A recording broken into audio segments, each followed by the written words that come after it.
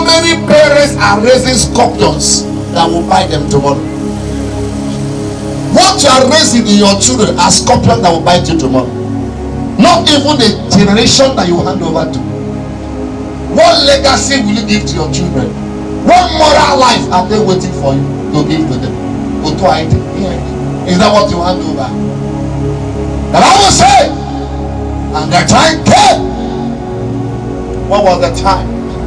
The time for everyone to present the character and attitude they have been trained for 1 year.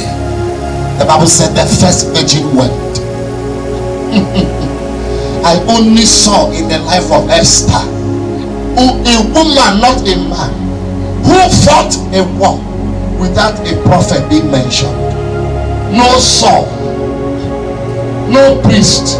While Vashti was rejected, while Vashti was taken away, it's just an ordinary catwalk. Am I communicating? Why she was called by king, Vashti will. Immediately that Vashti obeyed the call of the king, there wouldn't have been an Esther. But pride came on him. That Vashti refuses.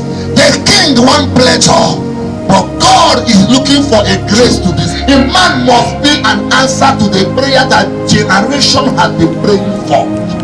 A man bears the mandate of the prayers that the fathers and mothers.